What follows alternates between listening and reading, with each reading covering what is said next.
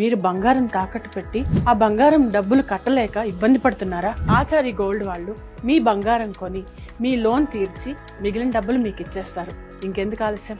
Achari gold ఈ numbers కి call చేయండి. 2029 ఎన్నికల్లో వైఎస్ జగన్మోహన్ రెడ్డి ఆంధ్రప్రదేశ్లో ముఖ్యమంత్రి కాబోతున్నారు. అదే సమయంలో తెలంగాణలో కేసీఆర్ తనయుడు కేటీఆర్ ముఖ్యమంత్రి అవ్వబోతున్నారు. రాజకీయ వర్గాల్లో జరుగుతున్నటువంటి విశ్లేషణ ఇది.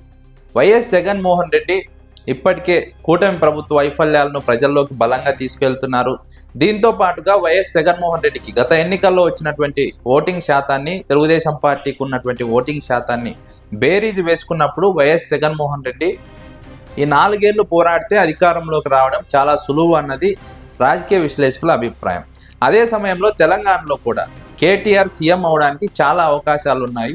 కాంగ్రెస్ పార్టీకి బీఆర్ఎస్కి మధ్య ఉన్నటువంటి ఓట్ల శాతం కేవలం 2% మాత్రమే. ఇలాంటి ఒక సందర్భంలో వచ్చే ఎన్నికల్లో కేటీఆర్ ఖచ్చితంగా అధికారంలోకి రాబోతున్నారు, ముఖ్యమంత్రి అవబోతున్నారు అన్నది ప్రధానంగా రాజకీయ విశ్లేషకుల వాదన. గత ఎన్నికల్లో బీజేపీ, కాంగ్రెస్, బీఆర్ఎస్ ఈ 3 పార్టీలు కూడా విడివిడిగా పోటీ చేశాయి. విడివిడిగా పోటీ చేసినటువంటి సందర్భంలో మెజార్టీగా కాంగ్రెస్ పార్టీకి ఓటు బ్యాంకు లభించింది. ఆ తర్వాత 2వ స్థానంలో బీఆర్ఎస్కి ఓటు బ్యాంకు లభించింది.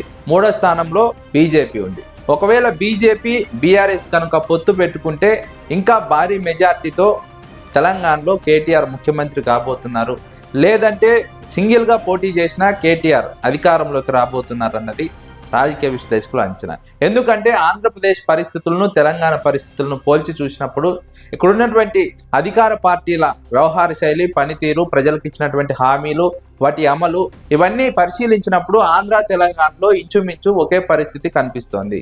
అందుకే ఆంధ్రాలో వైఎస్ జగన్మోహన్ రెడ్డి, తెలంగాణలో కేటీఆర్ ముఖ్యమంత్రి అవుతారన్నది ప్రధానంగా వినిపిస్తున్నటువంటి వాదన. ఆంధ్రప్రదేశ్లో చంద్రబాబు నాయుడు అమలు సాధ్యం కాని హామీలు ఇచ్చారు, అలివి కాని హామీలు ఇచ్చారు. ఇప్పుడు అమలు చేయమంటే పూర్తిగా హామీలన్నీ అమలు చేశాం, ఇంకా మాట్లాడితే 4 మందం అంటూ చంద్రబాబు నాయుడు మాట్లాడుతున్నటువంటి దుస్థితి. ఇలాంటి సందర్భంలో అధికారంలో ఉన్నటువంటి చంద్రబాబు నాయుడు వ్యవహారం గురించి, ఆయన పనితీరు గురించి, హామీల అమలు తీరు గురించి ప్రజల్లో అర్థమవుతున్నటువంటి సందర్భం. ఈ 4 ఏళ్లలో పూర్తిగా చంద్రబాబు వైఖరి ఏంటి, ఆయన అభివృద్ధి ఏంటి, ఆయన సంక్షేమ పథకాల అమలు సంగతి ఏంటన్నది ప్రజలు పూర్తిగా అర్థం చేసుకుంటారు. ఈ సందర్భంలో వైఎస్ జగన్మోహన్ రెడ్డి మాత్రమే ప్రత్యామ్నాయంగా మారుతారు. వైఎస్ జగన్మోహన్ రెడ్డి పాదయాత్ర కూడా మొదలు పెట్టబోతున్నారు కాబట్టి, పాదయాత్ర ద్వారా దాదాపుగా 10,000 పంచాయతీల్లోకి వెళ్ళబోతున్నారు కాబట్టి వైఎస్ జగన్మోహన్ రెడ్డి ఆటోమేటిక్గా అధికారంలోకి రావడం సులభంగా మారుతుందన్నది రాజకీయ విశ్లేషకుల అంచనా. అదే సందర్భంలో తెలంగాణలో కూడా రేవంత్ రెడ్డి అధికారంలోకి వచ్చారు, హామీలు ఇచ్చారు, కానీ ఇప్పటికీ ఆ హామీలను పూర్తి స్థాయిలో అమలు చేయలేకపోతున్నారు.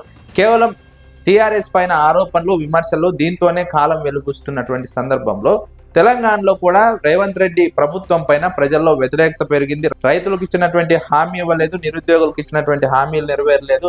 తెలంగాణ ప్రజలు కోరుకుంటున్నటువంటి అభివృద్ధి తెలంగాణలో కనిపించడం లేదు. అందుకే కేటీఆర్, బీఆర్ఎస్ నేతృత్వంలోనే తెలంగాణ అభివృద్ధి జరుగుతుంది, తెలంగాణకు మంచి రోజులు వస్తాయని అక్కడ ప్రజలు కూడా నమ్మే పరిస్థితి దగ్గరలోనే ఉందని రాజకీయ విశ్లేషకులు అభిప్రాయపడుతున్నారు. అందుకే ఆంధ్రాలో జగన్మోహన్ రెడ్డి, తెలంగాణలో కేటీఆర్ అధికారంలోకి రాబోతున్నారన్నది బలంగా వినిపిస్తున్నటువంటి వాదన.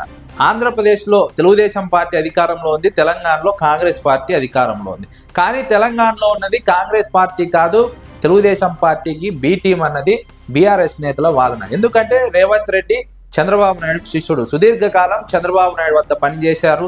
తెలుగుదేశం పార్టీలో మొదటి నుంచి కాంగ్రెస్ పార్టీలో చేరేంత వరకు కూడా క్రియాశీలకంగా పనిచేశారు. ఓటుకు నోటు కేసులో కూడా కీలక ముద్ద. ఇలాంటి సందర్భంలో ఆంధ్రప్రదేశ్లో ఉన్నటువంటి చంద్రబాబు నాయుడు శిష్యుడు రేవంత్ రెడ్డి కాబట్టి ఆంధ్రప్రదేశ్లో ఉన్నటువంటి పరిపాలన పరిస్థితులే తెలంగాణలో ఉన్నాయి, తెలంగాణలో ఉన్నటువంటి పరిస్థితులే ఆంధ్రప్రదేశ్లో ఉన్నాయి. ఇలాంటి సందర్భంలోనే ఆంధ్రప్రదేశ్, తెలంగాణలో ఉన్నటువంటి యువ నేతలు వైఎస్ జగన్మోహన్ రెడ్డి, కేటీ రామారావు ఈ ఇద్దరు కూడా ప్రజల్లోకి బలంగా వెళ్ళబోతున్నారు, ప్రజలకు భరోసా ఇవ్వబోతున్నారు. ఇప్పుడున్నటువంటి ప్రభుత్వ వైఫల్యాలను ఎండగట్టి ప్రజలను చైతన్యవంతులను చేసి ఈ నాయకులు ఇద్దరు వచ్చే ఎన్నికల్లో అటు ఆంధ్రప్రదేశ్లో జగన్మోహన్ రెడ్డి, ఇటు తెలంగాణలో కేటీ రామారావు ముఖ్యమంత్రి కాబోతున్నారన్నది రాజకీయ వర్గాల్లో బలంగా జరుగుతున్నటువంటి విశ్లేషణ.